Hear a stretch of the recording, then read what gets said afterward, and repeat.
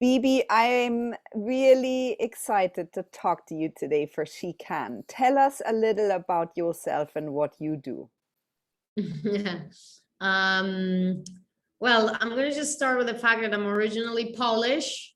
So I found a name, which is a nickname, making my life easier from a Polish complicated name. I left Poland 20 years ago, though, and been nomadic for many years. And currently, because that's not what I did 10 years ago, but I guess we're going to go into that story in some next questions. But I am a certified love, sex, and relationship coach. And I run a multiple six-figure coaching business, including online courses for women, for couples, workshops, retreats. Yeah, and what I call a course that is my main course, which I call Introduction to Energetic Lovemaking. It sounds amazing. So please explain to us how you got to where you are today, which is an incredibly successful business, but also something that is, it's not taboo anymore, but it's certainly still something that isn't sort of, talked about just nonchalantly like that. So how did you get there? Yeah. And I'm just going to add one thing to this, because it's not just about a successful business, but it's also about something that is really my life passion and my mission. And two things aligned to me is, a sweet spot that I was dreaming of for the most of my life, but that something looked so out of my reach. So yeah, I used to, I grew up in communism in Poland, and I wanted to be able to earn a lot of money and travel the world, because that was something that was challenging for my parents, right? So I chose to go to the best finance school in Poland, where I graduated from with a master degree. Then I got some other scholarships, got a couple of masters, and I started to work in a corporate job in the area of finance, banking, sales. And yeah, that's where I was for 15 years. And I'm not just going to talk bad things about this, because I have learned a lot of, skills come from this time, and I'm well organized. I can plan. I'm structured, etc., etc. But that wasn't really something that was making my heart sing, and my soul was dead on the inside, despite the big paychecks, and even the fact that I actually traveled all over the world with the company. I worked in Australia, New York, Mexico City, Sao Paulo. So for those 15 years, I really moved all over the world. Again, the more I was earning, the higher I was on this, corporate ladder, the more unhappy I was. So back then, my company moved me to Brazil, and Sao Paulo was really not my place. And I started to really be unhappy on a level that I couldn't cover it up anymore with traveling, partying, shopping, and all the other things that I used before in New York or other places. And for the first time, I really paused, and I was like, wait a second, I'm over 30.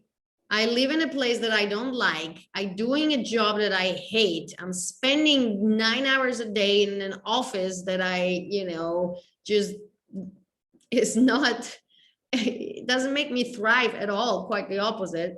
Feels like it's just killing my soul. So where, that moment was actually so overwhelming that it got me into my mini life crisis. It was, I don't want to call it depression. It was not a depression, but I was on a verge. I definitely lost my mojo. And I was even in a place where I was completely clueless what my next steps should be. And I was scared. And for the first time, I actually had a glimpse of what a depression could be, because I remember waking up on Sunday mornings and not wanting to get out of bed, not wanting to open your eyes, not wanting to face the problems, life. It's just, too overwhelming, right? So that's where I was, okay, something is off here. I reached out for a therapist number. I heard someone talking about it. She digged me out of the hall of crying and hating everything about everything and everyone. And then actually I opened up to searching for answers in different places. Someone recommended meditation course. Someone gave me a book, The Power of Now. Then a friend suggested I go to Mexico to do some plant medicine retreats like ayahuasca. And so I did. And the new world started to open to me. So I was finally able to quit the golden cage of the corporate life and embarked on my personal growth journey. And it was scary. And I didn't know exactly what I'm going to do, et cetera, et cetera. I met a very interesting man I started dating who actually really, really inspired me and showed me how you can see outside of the box, entrepreneurial, conscious men. So that was a huge part of my growth. He was actually a life coach just for fun. And so that opened me up to even more. And yeah, then I ended up on a workshop where my sexual energy awakened. I started to experience those full body orgasms. The energy started to move. It was so powerful that I started digging and looking, what is it? What's happening here? I want to know more. Next step, when I am super excited about something, I want to share with everyone. So I started sharing with friends, and friends started coming back saying, hey, you talked about that. This started happening. Oh, since we had that conversation, my sex life shifted. Then a couple of more friends came back and I was like, wait a second, something is happening here. And so, long story short, I just started exploring that avenue. And then it went organically. So the big difference was, unlike in finance, I never planned, oh, I'm going to be a sex coach in 6 years, and year 1, I'm going to do this, year 2, I'm going to do that. I never planned it. I just literally responded to the signs the universe was giving me. I responded to what people wanted from me. And that is how it started rolling. The ball started to roll. You were in your flow. I was in my flow, totally. Yeah. So, Bibi, when did you realize that you had a soul and that you had to nourish it? What was the point where the lamp came on and you thought, there is more, and obviously I am plugged into the wrong realm. Let me refocus. And the other thing that I love, that awakening moment, your sexual awakening moment, and I want to hear more about that. And I'd love to hear more about, so if someone signs up with you, what is that journey that people go on? Can you demystify it a little bit? Yeah, so wait, because we have 3 big questions here in one. Okay, the first one, okay, when did I realize that there's something more? So I kind of had glimpses of, feeling discomfort. I remember in New York, I think at least twice that I was a week totally off, and I'm like, wait a second, like, what am I doing? Where am I going? It doesn't feel right. But I would continue to distract myself with partying, traveling, shopping. New York offers just so much distraction that I will eventually shut that voice down. But when my company moved me to Brazil, Sao Paulo, first of all, the level of misery that I was experiencing there, because I really did not like the energy of the city. I didn't like the energy of the office. I didn't like anything. So and there wasn't enough party and enough exciting stuff for me to distract me. So that's where the voice started to get louder and louder. And then I tried to still quiet it from traveling. So I was living from one travel to another travel.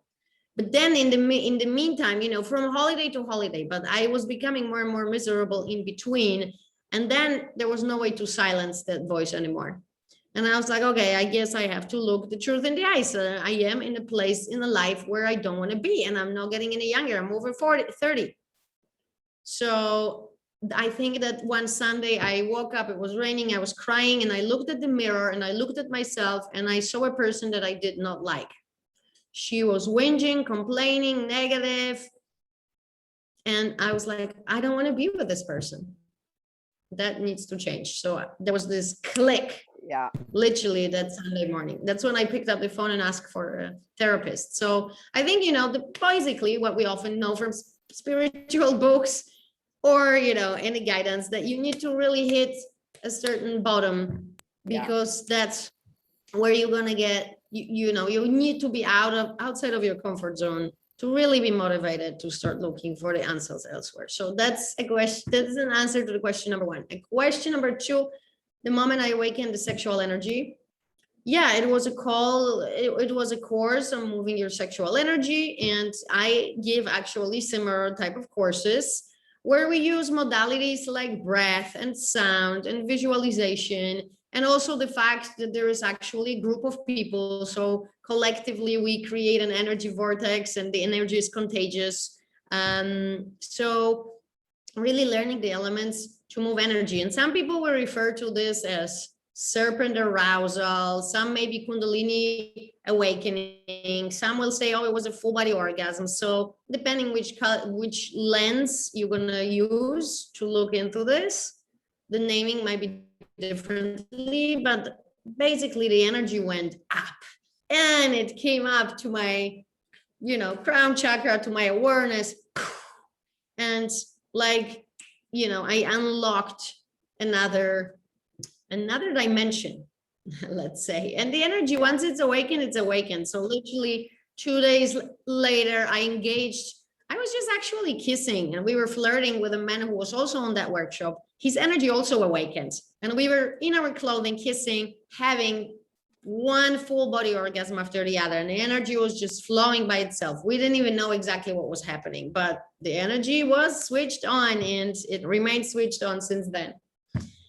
But yeah, Beautiful. It's not rocket science, it's not any magic. I teach elements to use to move energy in my courses. And we also, once you tap into your sexual energy, it really amplifies any experiences of meditation or, transcendental states, etc. So that's an answer to the question number two. And number three, if people sign up, what is the journey that I take them through? So obviously there are different journeys depending on a course, but I'm maybe going to talk, since we are here in the She Can, I'm going to talk about the main course. I have two courses, for example, for women. One is a smaller self-paced course where it's all about the rediscovering the portal of our breasts. This is one of the biggest aha moments that I had when I started learning Neo-Tantra, that the gateway to female sexuality is her heart and her breasts, not her yoni. Yoni is receptive and will respond to the opening of the heart and activation of the breasts. So I started to experience everything from breastgasms, nipplegasms, heartgasms, and just my complete sexual experiences really shifted. So it's a beautiful journey that I take away women from releasing shame around their breasts, because 71% of women don't like their breasts, to reconnecting to them, to practices that we can use to open our heart, to breast care, because breast cancer is the #1 cancer. And actually, once we regularly take care, not just in order to detect something, but actually to move this, to activate your lymphatic drainage system, etc., we can, I believe, prevent it in many cases. And then also how to have breastgasms. So that's like a smaller journey. If anyone wants to try it, you can, ladies, you can jump into this course. It's called Orgasmic Embrace. And then my main course, and I call it a mastermind for a female body. It's a 12-week course called Ladder to Bliss, where I really take women from, it's a journey from zero to hero. Okay, so we start from the basics, and the basics are limiting beliefs around sexuality. 5,000 years of patriarchy and suppressing female sexuality sadly have resulted in, again, limiting beliefs, insecurities, shame, guilt, all kind of things, between religious upbringing, conservative parents, body insecurities or body image insecurities, history of sexual abuse, and some kind of a toxic relationship or, soul partner. Between those 5 things, there's like 90-something% of women. So we first need to clean the room before we throw a party. So we look into these beliefs. There are in the form of neural paths in our brain. We learn how to release it, how to release blockages, how to the armor, etc., etc. And then we go through all, then we actually start with a self-pleasure, that we really give it a sacred space as something so nourishing, healing, and sacred. Then we explore all parts of our body. So women start to have breastgasm. Then we go really exploring everything: yoni massage, G-spot orgasms, cervical orgasms. We learn how to use holistic tools to become orgasmic. We learn how to move energy. We learn how to communicate partners. And really, literally, women, you know, I must say, I knew about patriarchy, but I didn't really understood fully what the consequences are. Now working with women, hundreds of women, and knowing how suppressed we are when it comes to sexuality and what happens when women unlock that.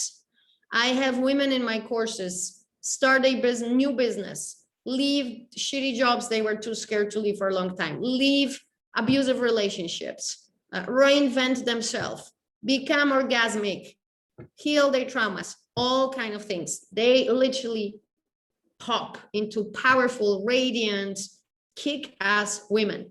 Now I understand why the patriarchy is there. It releases, it unleashes the divine feminine, doesn't it? Absolutely. Yeah, absolutely. Yes. Bibi, what do you think is your superpower in all of this? What makes you so good at this? Doesn't need to be one. I think I have more than one superpower. Oh God, you can list them all. Listen, I think number one, I am really passionate. I'm really passionate about that because I also unlocked my own I unlocked my superpower. I was scared in the corporate world. I'm not good enough. I'm too old to start. I'm this, I'm that. And boom, I really like unleashed it. Yeah, no, I am fucking amazing. I really believe it. I believe I'm amazing. I claim my, I take energy in the room. I claim my opinion and spot, etc., etc. So being authentic and passionate about something that I have also experienced, I think, people can feel that. Then actually bringing all the tools from my corporate life. Yeah, so bringing all the tools from my corporate life, is it being very well organized, being very well structured, logical. So these are definitely, let me see. Okay, this definitely helps me in everything I do. So yeah, organized, structured, and I guess also playful. I am playful when it comes to, I don't know, everything, my content, my life, my outfits, unapologetically myself, creative and playful. Sounds amazing, Bibi. It sounds so total freedom, liberation. I'm going to add one more thing to this. I am also very disciplined and committed. So what you see on Instagram is just a part of it. I am not going to post on Instagram working, at 6 a.m. or working on the weekends sometimes. And yes, I do work a lot now because I am still in the creating part and my business is growing really fast. And, the growth, it's a lot of work. So I'm not just running around on the beach. I am really committed. And it's an important factor that not many people have, because I even see it in my courses. A lot of people enter and they want change, they want transformation, they want this, they want that. But really sitting down and doing the homework, there is not that many people that are willing to do that. And I am really committed and disciplined. It's real dedication. Bibi, tell us what your top tips would be for other women. Top tips, but in terms of what? Changing the career, starting exploring their bodies, in what area? Because there's so many tips we can give here. Yes, I mean, it's sort of general tips, but just from your experience. Okay, so number one, invest in yourself, invest in your own growth. For all these years of corporate life, 15 years, I have not invested in myself. I haven't done really transformational courses. I, went on holidays to drink margarita somewhere and be on the beach. But the moment I quit and I started investing in myself, is it on sexuality? Is it some spiritual course? Is it something around your body and health? But prioritize yourself first and spend time, energy, and money on investing and growing and learning, because that's going to help with everything. Now, explore your sexuality. Is it with me? Is it with someone else? Tap into your body, infinite potential, into your orgasmic energy. We all can. If you're listening to this, is like, yes, but I never even had an orgasm, or I only have an orgasm with a vibrator, or I don't orgasm with a partner, or I don't even have a partner.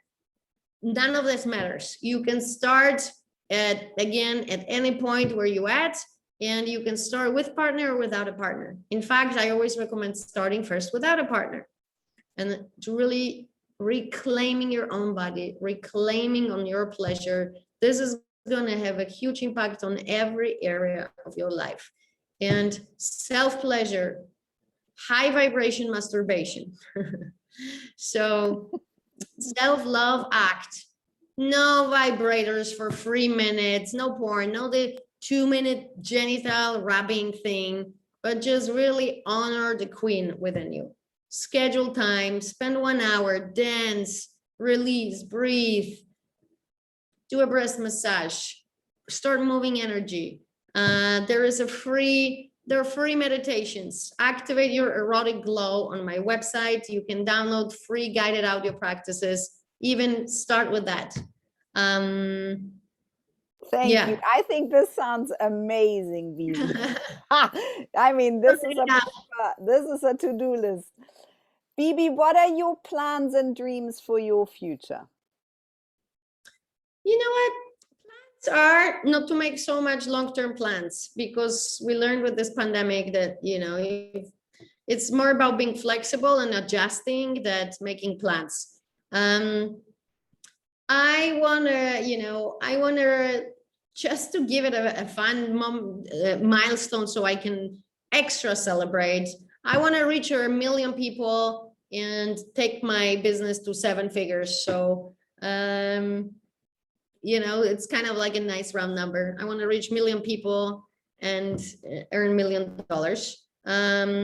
So that's just to have fun, but really to just keep on being dedicated to what I do and enjoying and create it and make more impact in a more profound way, while at the same time having a balanced life where I am recharged and I have time to rest.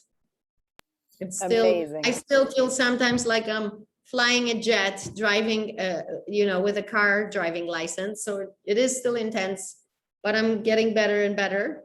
And just having this balanced life while everything keeps on growing.